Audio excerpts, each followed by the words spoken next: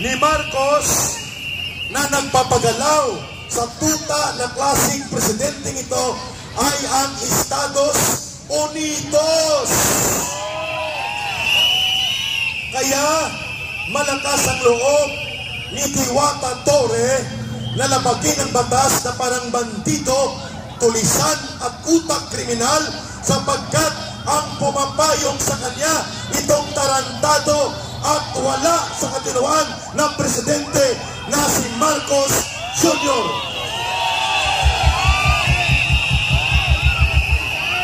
Kung kaya, siyempre, kasama doon ang papel ng Amerika na gustong wasakin ang ministry ng Kingdom of Jesus Christ na pinagsumikapan ni Pastor Kibuloy at ng inyong mga liderato at mga misyonaryo na lumawak at lumago sa buong daigdig, including in more than 30 states in America. Yun ang dahilan. At siyempre, ayaw ng mga bugok na mga hari-harian sa Amerika na manumbalik ang isang Duterte sa gobyerno sa Pilipinas dahil hindi nila kayang gawing i-control at gawing sunod-sunuran sa kanila. Si Pastor Kibuloy at ang Kingdom of Jesus Christ ay naninindigan laban sa pang-imasok ng Amerika sa ating bansa.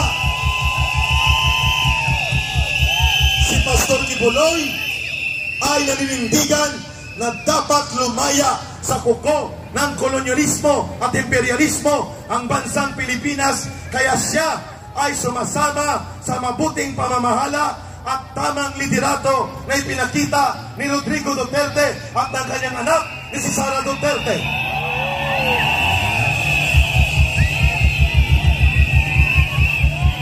Si Pastor Kibuloy, ang Kingdom of Jesus Christ, ay hindi mga politiko, pero kayo ay may tungkuling ayusin ang ating bayan, maging matino ang pamahalaan, at dapat ito ay naglilingkod sa kabutihan, kapakanan at karapatan ng mamamayang Pilipino. Exactly why you are supporting si Pastor Kibuloy sa kanyang advokasya for humanity at mabuting pamamahala na ipinakita ng mga Duterte. Hindi mali yun. Samantalang ito, si Marcos Jr., para mapanatili ang pandarambong at pagnanakaw ng kanilang pamilya at maibalik ang kanilang dinambong at tinakaw sa kaban ng bayan, nagpaalipin at nagpakatuta sa Estados Unidos, kung kaya nagkahiwalay sila ng landas ng mga Duterte at ni Pastor Kibuloy. Iyon ang totoo. At dahil dyan, ito ang kanilang ginawa. Sa likod ni Marcos, ang demonyong mapangnupil at mapanakop at walang kinikilalang bansa, lahat pinapakialaman itong Estados Unidos na tinatawag namin dambuhalang imperialistang mang-aapi at mananakop. Nakakita ng pagkakataon na si Marcos, dahil siya ay mahina, walang paninindigan, tuta at ubod ng sinungaling at walang pagmamahal sa ating bayan, ginamit ng Estados Unidos. Yun ang totoo. The bigger picture is being clear right now. What is happening in Kingdom of Jesus Christ kay Pastor Kibuloy is part of a bigger picture and a bigger agenda. And what is that? Lumpugin ang lahat ng mga tumutulong sa politika at pamumuno ng mga Duterte, at isa sa pinaka-impluensyado at matatag na naninindigan sa agenda ng mabuting pamamahala ng Duterte brand of leadership ay si Pastor Kibuloy.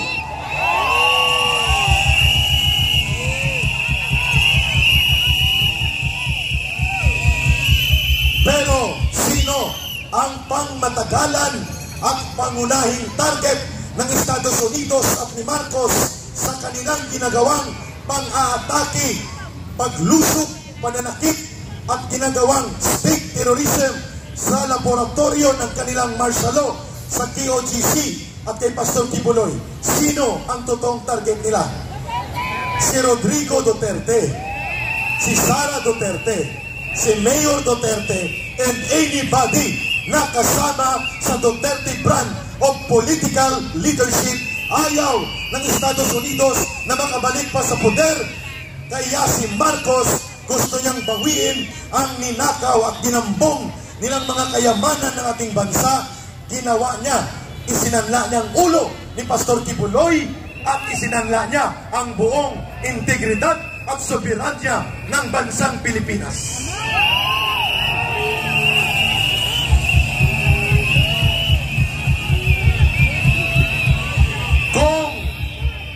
Kung ako man si Pastor Kibuloy, hindi rin ako susuko at pasasakop sa mamamatay tao na Estados Unidos at walang kwenta na uri ng gobyerno sapagkat alam ko na papatayin ako at lulusubin nila ang mga naibundar ng Ministry of Kingdom of Jesus Christ. Tama lang ang desisyon na yan ni Pastor Kibuloy na umiwas pansamantala sa hindi makatarungan na kalagayan ng hustisya sa Pilipinas. Tama yun. At para dagdagan ang pagpapaliwanag sa gabing ito at mas maingay at mas malawak pa tayo bukas dahil weekend at siyak hindi rin uulan bukas ngayong gabi, pakinggan natin ang pahayag ni Ginoong or former Undersecretary Ben Ranque.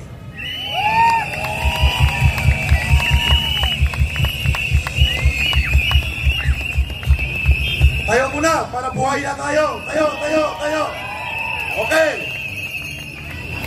Bayan, bayan, bayan ko. Medyo mahina. Timingan ulit. Isa pa. Ready? 1, 2, 3, go. Bayan, bayan, bayan ko. Bayan, bayan, bayan ko. Di patapos ang laban mo. Di patapos ang laban mo. Gobyernong abusado. Gobyernong abusado. Labanan mo, palayasin mo. Labanan mo, palayasin mo. Bayan, bayan, bayan ko. Bayan, bayan, bayan ko. Di patapos ang laban mo. Di patapos ang laban mo. Si Marcos na inutil.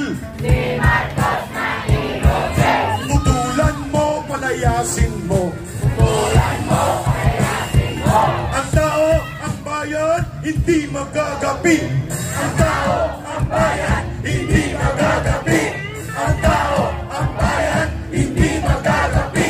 Ang tao, ang bayan, hindi magagabi. Ang tao, ang bayan, hindi magagabi. The people united will never be defeated. The people united will never be defeated. The people united will never be defeated.